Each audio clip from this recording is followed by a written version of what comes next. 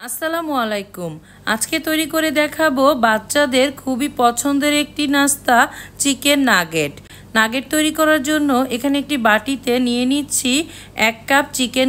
এখন দিয়ে দিচ্ছি 2 পিস পাউরুটি ব্লেন্ড করে নেওয়া 1 কাপ, দিয়ে দিচ্ছি মরিচের গুঁড়া 1 চা চামচ, গোলমরিচের গুঁড়া 1 চা চামচ, আদা রসুন বাটা 1 চা চামচ, লবণ 1 চা চামচ, টমেটো সস 1 টেবিল চামচ, মেয়োনেজ 1 চা চামচ। এখানে মেয়োনেজটা দিলে নাগেটটা খুবই জুসি হয়। ভালোভাবে মিশিয়ে নিচ্ছি। দিয়ে দিয়েছি 1 টেবিল চামচ তেল দিয়ে ভালোভাবে আমি কিমাটা মিশিয়ে নিচ্ছি। এখন একটি চপিং বোর্ডের মধ্যে প্রথমে 2 টেবিল চামচের মতো কর্নফ্লাওয়ার ছিটিয়ে দিয়েছি।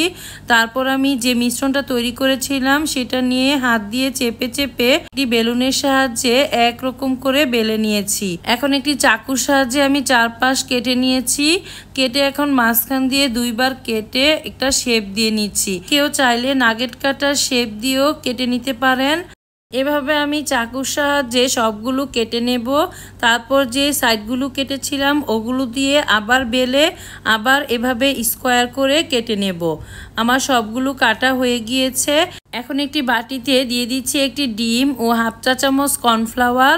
ডিম ও কর্নফ্লাওয়ার ভালোভাবে মিশিয়ে নিচ্ছি। এখন একটা নাগেট নিয়ে কাঁটা চামচের সাহায্যে ডিমের মিশ্রণের মধ্যে ডুবিয়ে নিচ্ছি।